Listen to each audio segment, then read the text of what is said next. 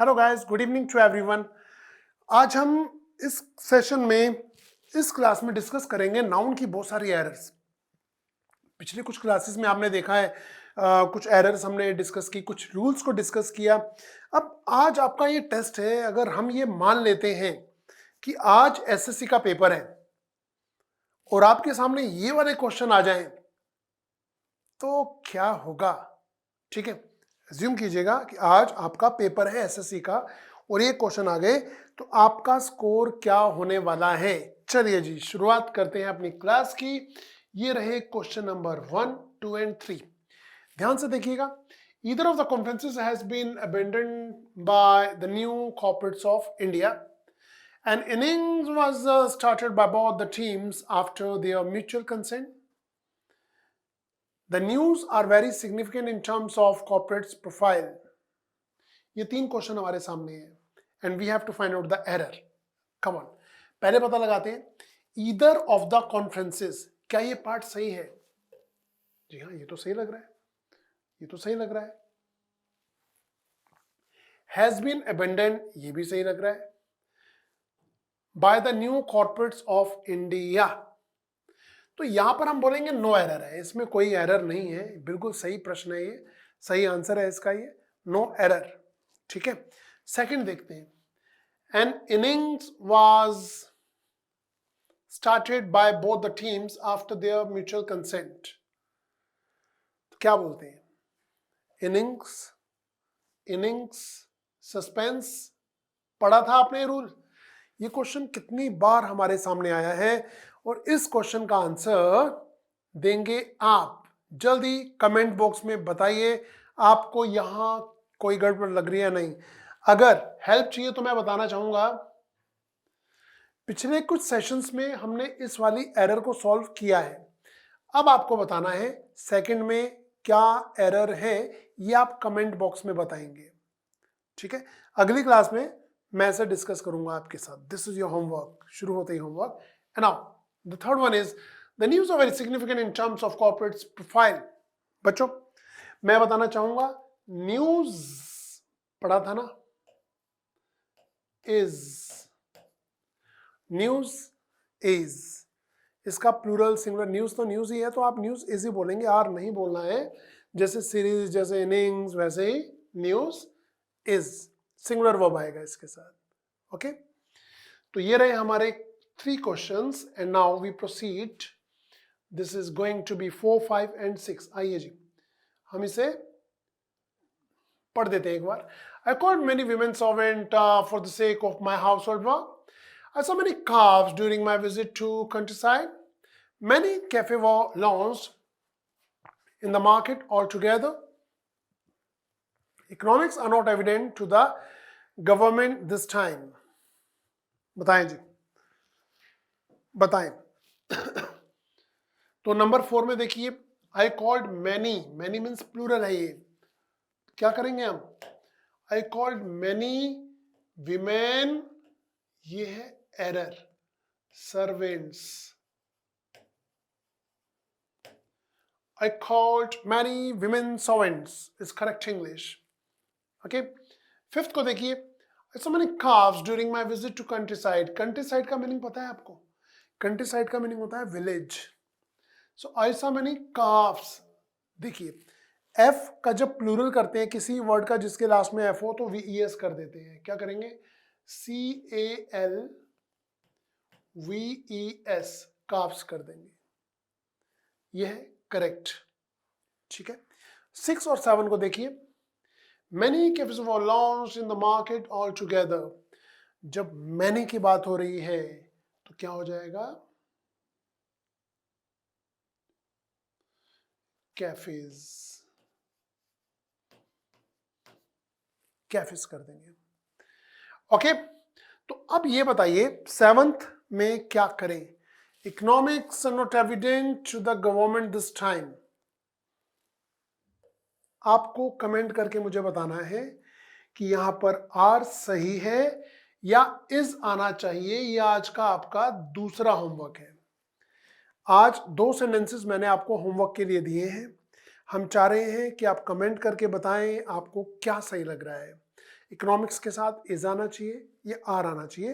पूरा सेंटेंस एक बार पढ़ लीजिए। Economics is not evident या are not evident to the government this time.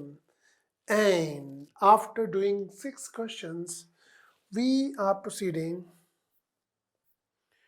to 9 and 10 number. 5,000 rupees was stolen from my pocket yesterday. Present government is making different agendas for the problem of Naxalities. तो ये देखिए जी, 5,000 rupees में S नहीं आएगा।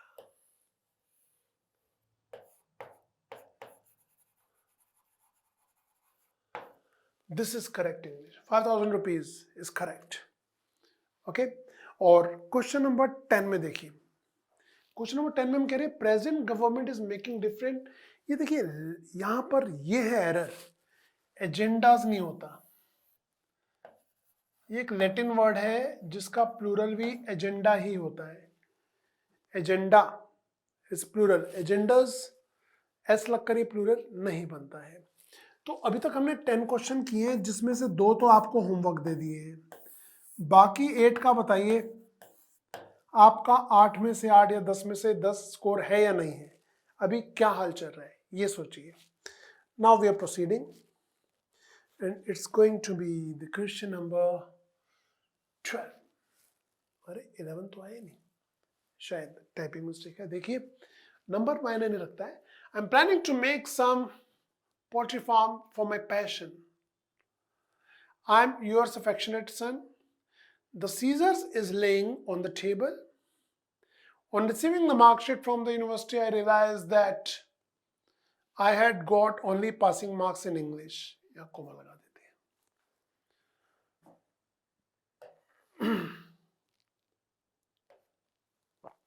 I'm planning to make some poultry farm for my passion. There is no error. ये sentence, given sentence बिल्कुल सही है। पोल्ट्री होता है ना, पोल्ट्री। ओके, पोल्ट्री फार्म तो नहीं होता, पोल्ट्री होता है। फॉर्म की जरूरत नहीं है वैसे। Make some poultry will do. अच्छा 13 देखिए, I am yours affectionate son is wrong English. Your, ये मानिए ये योर्स तो कुछ होता ही नहीं है। एक योर होता है और एक योर्स होता है। ये प्रोनाउन होता है, ये एडजेक्टिव होता है। फिलहाल हमें यहां पर ये चाहिए योर, और ये जो गिवन है ये तो गलत होता है, तो होता ही नहीं है। ठीक है, नाउ 14 नंबर पे आते हैं। The scissors is laying on the table. Seizures,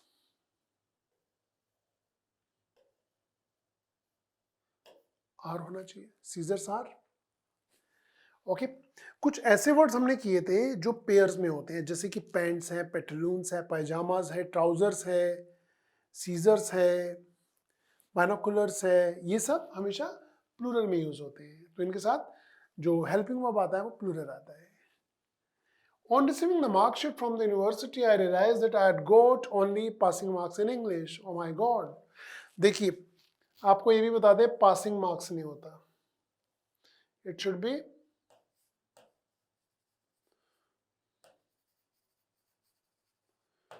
pass marks. Passing adjective नहीं है जो नाउन मार्क्स से पहले लग जाए, तो this is pass mark. Okay, pass marks होता है।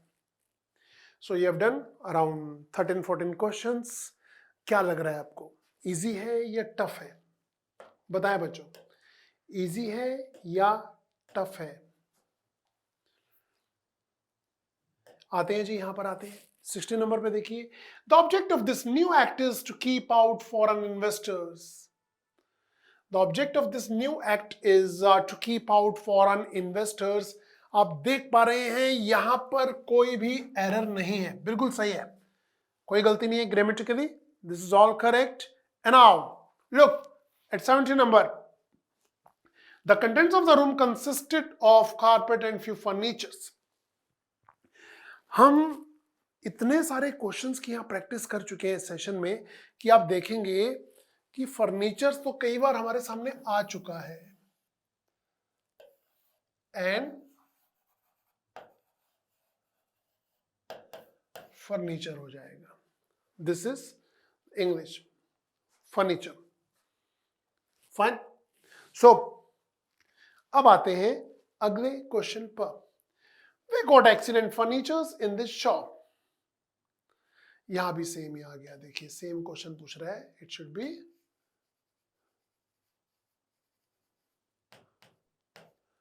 फर्नीचर। एंड नाउ 19 नंबर को देखिए जी। 19 number, Hari lost a 100 rupees note yesterday. Hari lost, ये सही है। 100 रुपी नोट, यहां पर देखिए नोट जो है ना ये नाउन है। कभी भी किसी नाउन की विशेषता अगर बताई जाए नंबर्स में तो नंबर हमेशा सिंगुलर होने चाहिए। दूसरी बात, ये जो हाइफन आ रहा है, हाइफन के बाद वैसे भी ये सिंगुलर ही आता है, तो it should B rupee note होना चाहिए, क्योंकि नोट नाउन है और इसकी कीमत कितनी है, 100 रुपए इसकी वैल्यू है। तो जो नंबर में आएगी किसी चीज की वैल्यू या एडजेक्टिव की तरह काम करे वो हमेशा सिंगुलर होता है। ओके, आगे देखते हैं जी। Come on guys, Moon's eyes reflect a hope for better future in Microsoft. I bought 2 slippers. The paintings of natural scenes are selling like hot cakes. देखिए एरर ढूंढते हैं हम इसमें। अगर आप देखिए मोहन्स आईज, गलती हमें यहीं पे दिख गई थी।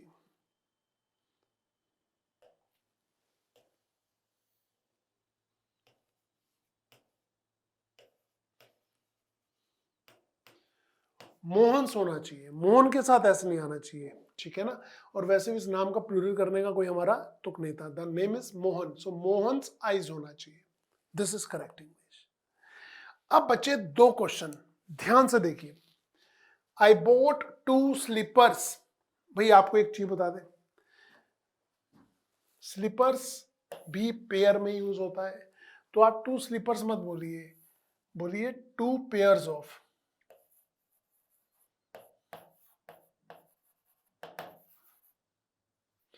2 पेयर ऑफ स्लीपर्स, तो बी पार्ट में है एरर। और लास्ट 22nd को देखिए, the paintings of natural sceneries is again wrong, it should be scenery. क्यों? क्योंकि ये है अनकाउंटेबल नाउन। हमने आपको अनकाउंटेबल नाउन पढ़ाया हुआ है। अगर आपने पिछली कुछ क्लासेस मिस की हैं तो उस पर जाकर देख लीजिए, ये सब चीज़ों को हमने थोरोली पढ़ा है। तो सीनरीज नहीं होता, सीनरी होता है। पोएट्रीज नहीं होता, पोएट्री होता है। ब्रेड्स नहीं होता, ब्रेड होता है। मिस्टीफ नहीं होता, मिस्टीफ होता है। और वर्क्स नहीं होता, वर्क होता है। ओके, तो आगे बढ़ रहे हैं जी। अब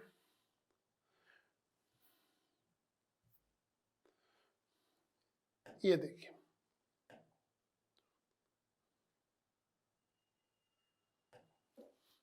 you shall get all the information if you read this book carefully.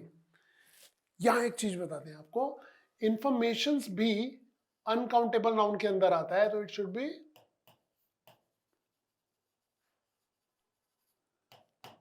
Information होना चाहिए। Information is correct English. Okay, अब बचे हैं हमारे पास 2 क्वेश्चन। इन 2 क्वेश्चंस को देखने के लिए जरा ध्यान दीजिएगा। Such a behaviour can easily cause offence. मैं आपसे पूछना चाहता हूं, बिहेवियर किस तरह का नाउन है? क्या ये पर्सनल है? क्या ये एब्स्ट्रैक्ट है? क्या ये कॉमन है? क्या ये कलेक्टिव है? क्या ये मटेरियल है? किस तरह का नाउन है, बताइए। बिहेवियर एब्स्ट्रैक्ट नाउन है, इसीलिए इससे पहले ए नहीं आएगा, तो ये यहां पर एरर हो जाती है। ए को हमें रिमूव करना होगा। सच behaviour can easily cause offence is correct English. Okay, and last question is, my father gave me a pair of binocular on my birthday. देखिए, पेयर ऑफ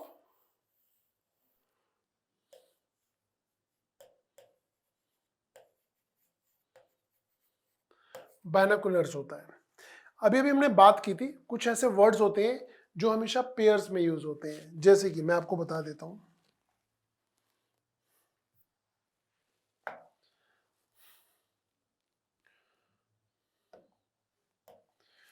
जैसे कि पैंट्स, ट्राउजर्स, पायजामाज, सीजर्स, जीन्स, और अभी हमने क्या देखा था, बायनोकुलर्स।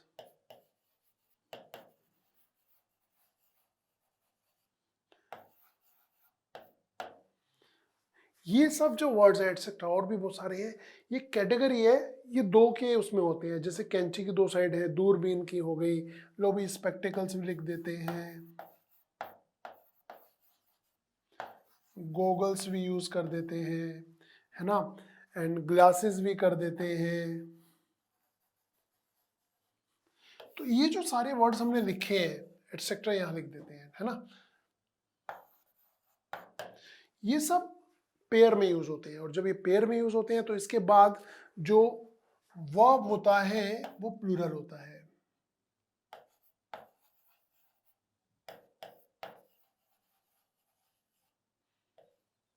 ये प्लूरल वर्ब यूज होता है इसके साथ, ठीक है। तो ये है हमारा इसका रूल, इसे नोट कर लीजिए आप, कम ऑन नोट कीजिए जल्दी जल्दी, या स्क्रीनशॉट लीजिए इसका। Got it, got it. तो ऐसे ही कुछ क्वेश्चंस हमने अभी देखे थे। अब मैं एक एग्जांपल आपको ये भी दे दूं, कुछ हमने पढ़े थे अभी अनकाउंटेबल नाउन,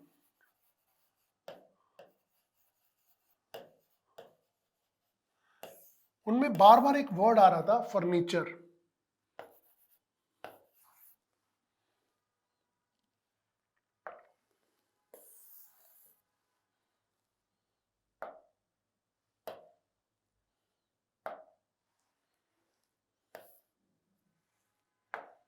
कहाँ गया पेन, खो गया है पेन, फर्नीचर, ब्रेड, सीनरी,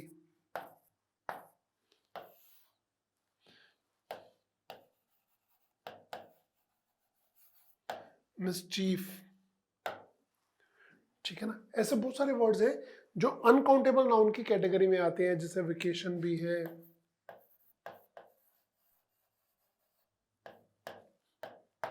ऐसे बहुत सारे वर्ड्स हैं। तो ये इनके साथ जो वर्ब यूज होगा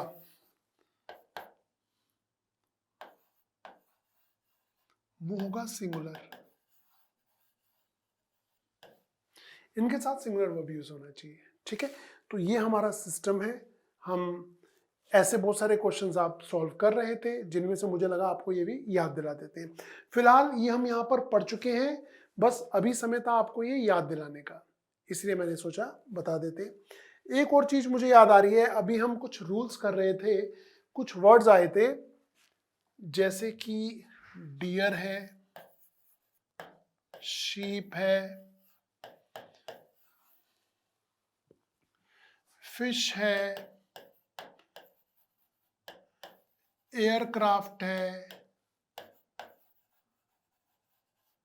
वर्मिन है।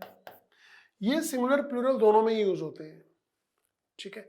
ऑफस्प्रिंग है,